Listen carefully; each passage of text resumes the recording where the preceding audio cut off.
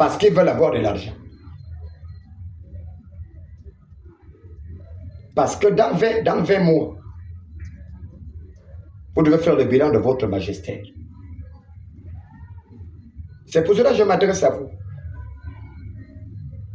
Aujourd'hui, les hôpitaux au Gabon ne sont que l'ombre, ce n'est pas les bâtiments qui soignent les malades. Les médecins gabonais ont développé. Ils ont développé un régime affairiste à l'intérieur de l'hôpital. Ils ont développé ça. Et c'est très bien huilé. Et lorsqu'on fait les états généraux de la santé, les ministres leur parlent, ils font semblant comme s'ils écoutent. Mais lorsqu'on vérifie sur le terrain, Monsieur le Président, il n'y a rien qui est fait. Les malades gabonais dans les hôpitaux sont en train de subir le mauvais accueil, l'escroquerie médicale, le détournement des malades pour les envoyer dans les cliniques privées, l'abandon des malades, le manque de suivi médical, le détournement du matériel sophistiqué des hôpitaux, et ce matériel sophistiqué se retrouve dans des cliniques privées, dans des pharmacies privées des mêmes médecins. Monsieur le Président, Monsieur le Premier ministre, le Président du CS, j'attire l'attention des gouvernants de ce pays qu'il est temps que la gangrène de l'affairisme en milieu médical, que cette gangrène soit enracinée, soit déracinée. Comment se fait-il que un Gabonais qui va en Guinée équatoriale, il est bien reçu dans les structures hospitalières de la Guinée? Un Gabonais qui va au Cameroun à côté des pays voisins, il est bien accueilli. Est-ce que ce ne sont pas les mêmes médecins? Ils n'étaient pas dans les mêmes écoles de médecine? Oui.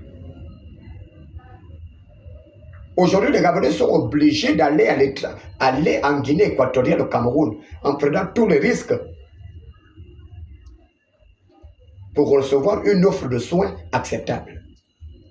Parce que dans leur propre pays, leurs propres frères médecins, leurs sœurs médecins, sont en train de leur faire subir un calvaire terrible qui ne dit pas son nom.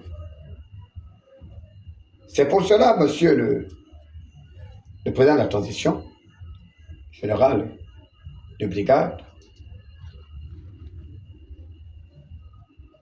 simplement vous dire, il est temps que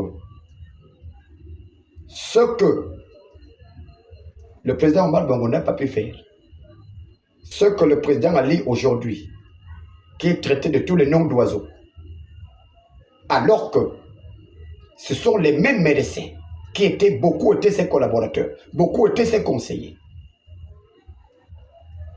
lui ont mis en erreur ce qu'eux n'ont pas fait. Monsieur le Président, je vous demande simplement, prenez ce dossier à bras le corps. Voilà ce qui se dit tout bas, qu'on n'arrive pas à vous dire tout haut. Les médecins au Gabon sont en train de faire subir le peuple gabonais un calvaire qui ne dit pas son nom. Et je peux même vous suggérer, Monsieur le Président de la République, que le ministre de la Santé que vous avez placé là, je peux déjà vous dire que ce ministre-là ne fait pas le poids. Parce que ce ministre lui-même, il est médecin. Et il connaît le système. Et il ne peut pas taper du poing sur la table pour dire à ses collègues d'arrêter ça.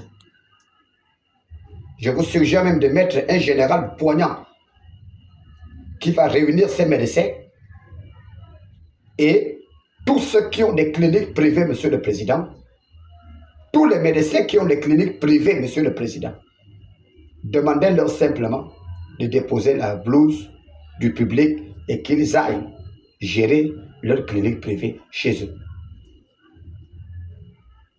Si nous voulons avoir une offre de soins acceptable, il faut qu'on écarte les médecins qui ont les cliniques privées. On doit les écarter définitivement de la fonction publique, qu'ils aillent faire leurs affaires. Monsieur le Président. Aussi longtemps que ces médecins-là sont là, je peux le qualifier de médecins véreux. Je peux le qualifier de médecins véreux, assoiffés d'argent, ne se souciant pas de la santé de leurs frères, mais se soucient de leur argent.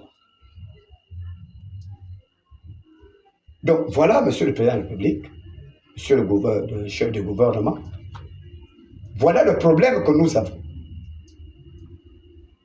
Voilà le goulot d'étranglement qui est en train de serrer la vie des Gabonais au quotidien. Un système sanitaire déliquescent qui ne répond pas aux aspirations de la population. Tous les Gabonais dans les hôpitaux publics se plaignent. Le système d'accueil ne suit pas. Il n'y a jamais de médicaments dans les hôpitaux.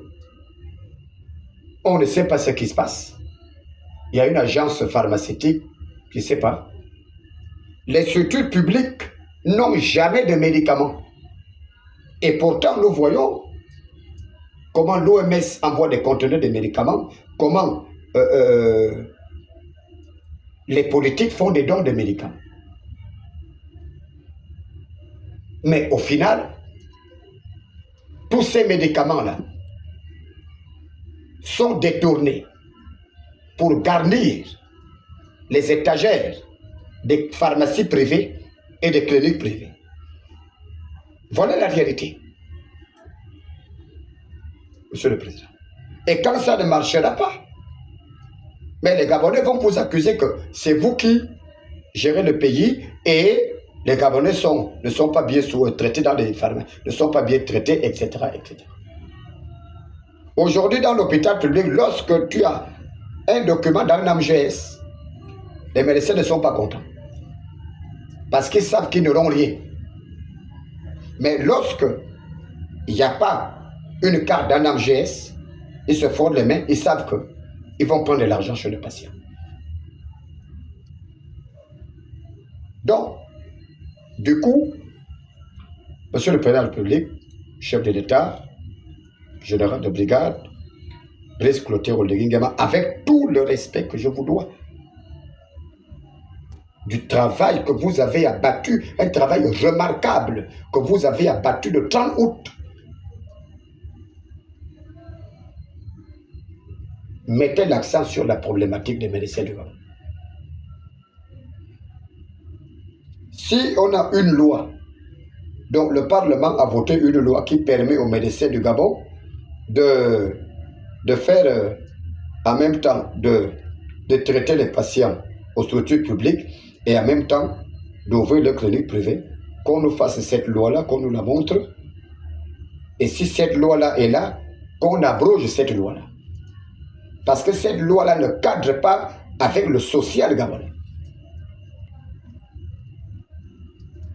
Donc, Monsieur le Président de la République, voilà mon message. En tant que pasteur, et je puis vous dire, je parle vers la fin de mes propos, que le Seigneur nous a fait signe, comme il vous a fait signe, que c'est lui-même qui vous a choisi. Et lui-même, il était à l'œuvre.